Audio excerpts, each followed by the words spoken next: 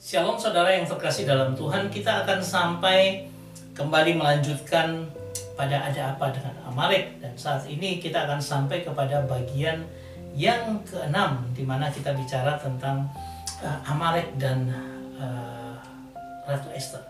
Saya akan membawa kita untuk inspiration behind the screen ya, dari film One Night with the King ya. Ini sebuah film yang luar biasa mengenai bahaya besar yang dihadapi pada zaman Ratu Esther.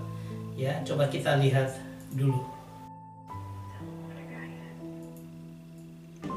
Tell Mordecai to assemble the Dia katakan kepada, bilang sama Mordekai untuk apa? Menyiapkan bahwa dia akan menghadap raja.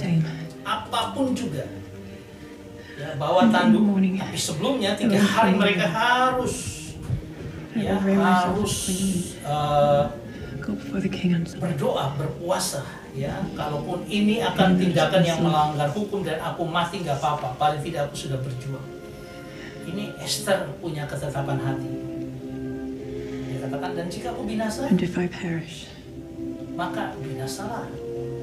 Wah, ini Esther sudah punya tekad, dan ini adalah Haman ya, penasehat, dan dia akan diberikan kuasa yang luar biasa untuk apa? Apapun yang dia katakan akan dilaksanakan. Dan pada saat itu hujan-hujan seperti ini digambarkan oleh pembuat film aja tentang Esther yang datang ketika tidak dipanggil di dalam aula istana yang besar. Disinilah Haman sudah senang luar biasa, dia punya tekad untuk menghabisi orang Yahudi. Semua orang kaget, dan kalau raja tidak mengulurkan tongkat, langsung Esther akan dibunuh di situ. Ini zaman-zaman Persia. Dia tidak disuruh menghadap, tapi dia menghadap di baliring raja ya, aula besar raja kerajaan, di mana di situ ada semua orang. Protokol sudah dilanggar. Artinya apa? Esther ini tidak melakukan sesuai dengan protokol kerajaan. Tapi Esther ini terus masuk karena dia ingin menarik perhatian raja untuk mendengar akan masalahnya. Dan semua orang sudah heboh. Pengawal kerajaan juga sudah siap untuk menghabisi Esther. Tapi Esther dengan tenang, dia menaiki tangga untuk menghadap di hadapan raja.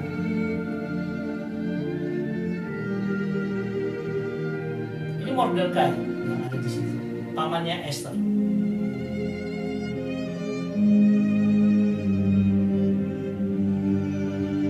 Semua orang mulai menyatakan protokoler dilanggar dan harus dibunuh, dan sudah siap.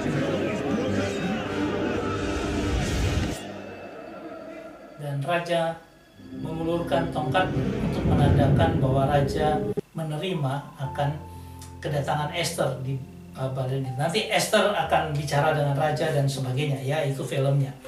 Tapi coba kita lihat bahwa ada seorang Haman yang punya tekad memusnahkan bangsa Yahudi.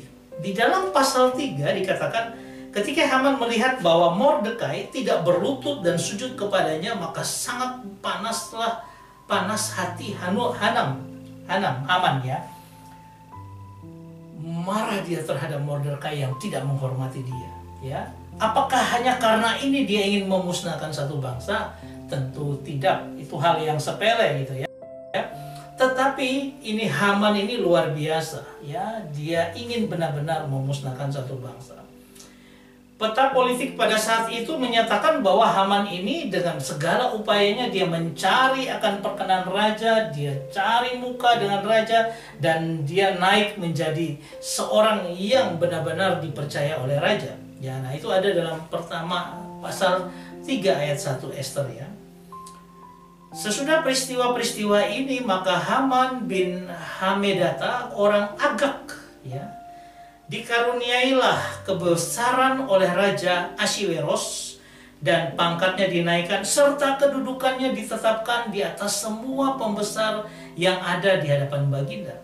Ayat 2. Dan semua pengawal raja yang di pintu gerbang istana, raja berlutut dan sujud kepada Haman. Sebab demikianlah diperintahkan raja tentang dia, tetapi Mordekai tidak berlutut dan tidak sujud. Ya, jadi memang Haman ini diberikan kekuasaan politik yang luar biasa seperti wakil daripada Raja Ahasweros pada saat itu. Ya, dan kita lihat siapakah Haman ini. Kita rekonstruksi naratif ya, kita merekonstruksi kisah perjalanan. Dikatakan bahwa Haman itu adalah orang Agag, ayat 8 ya. Pertama Samuel 15 ayat 8. Agag, raja orang Amalek yang ditangkap hidup-hidup, tetapi segenap rakyatnya ditumpasnya dengan mata pedang. Tetapi Saul dan rakyat itu menyelamatkan Agag dan kambing domba dan lembu-lembu yang terbaik dan tambun, pula anak domba serta segala yang berharga tidak mereka tumpas semuanya itu. Tetapi segala hewan dan yang tidak berharga dan yang buruk itulah yang ditumpas mereka. Ini ada satu kesalahan sejarah di mana Saul pada waktu itu tidak mengikuti perintah daripada Samuel dan dia memberikan sebuah kebebasan kepada Raja Agag. Mungkin saja Raja Agag ini ditawan, tetapi ada dari keturunannya yang lolos. Dan itu menjadi sebuah dendam kesumat yang luar biasa dari orang Agag. Dan dikatakan bahwa Agag ini adalah Agag Raja Amalek ini punya keturunan yang adalah Haman yang muncul di kerajaan Persia pada waktu itu.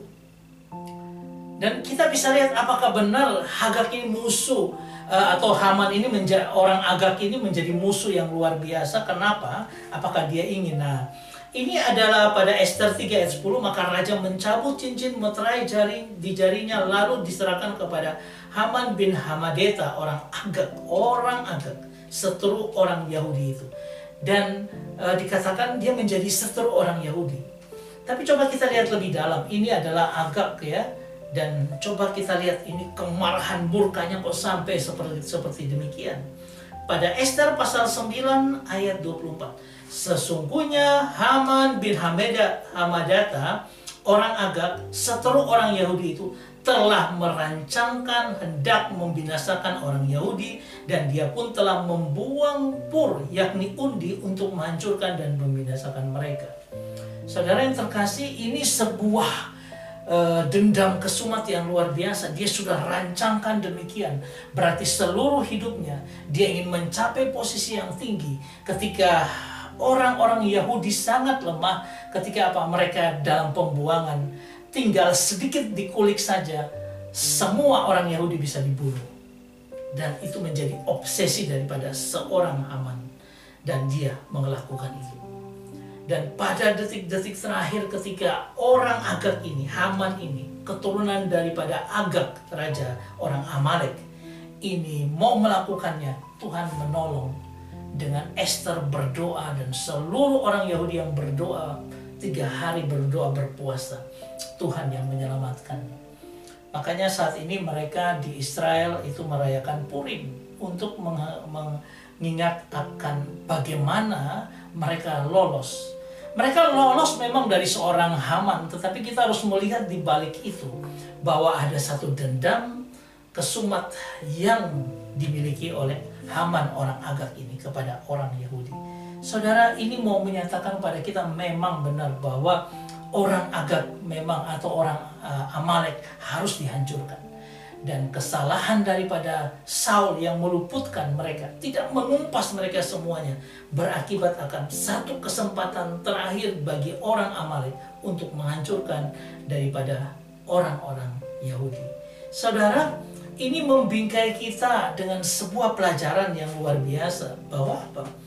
Musuh kita itu tidak mengenal belas kasihan, ya. Itulah evil, kejahatan atau iblis. Kita harus hati-hati bahwa di sekitar kita banyak musuh-musuh kita dan kita hanya harus bertahan dengan Tuhan. Ini adalah permusuhan abadi, generasi to generation, generation to generation. Jadi hati-hati. Bahkan sampai dengan abad modern ini, agak itu juga ada. Dan Tuhan sudah memperingatkan kepada kita melalui extremely 3 kali peringatan. Dan itu harus kita waspadai. Saudara yang terkasih, kita harus waspada dalam kehidupan kita, dimanapun kita, terhadap agak ini. Ya, agak ini bukan dalam bentuk lagi orang agak yang ada, mereka mungkin sudah musnah, tetapi dalam bentuk lain di masa modern ini, di abad digital ini. Kita akan melihat pada bagian kompilasi Amalek di zaman digital dalam video yang selanjutnya, episode yang ke-7. Dan ini sangat menarik. Ya, saya bahkan menarik ini ada hubungannya dengan Paskah. Ya, sehingga kalau kita lihat nanti video yang paling terakhir, kita akan melihat sesuatu yang menarik. Kenapa hubungannya dengan Paskah? Ya, kita akan melihatnya bersama. Saya berharap ini semua memberikan wawasan kepada kita, membantu kita berpikir dan berhati-hati dengan hidup kita atas orang agak atau semangat daripada agak ini yang berbahaya dalam kehidupan rohani kita. Tuhan memberkati kita semua. Amin.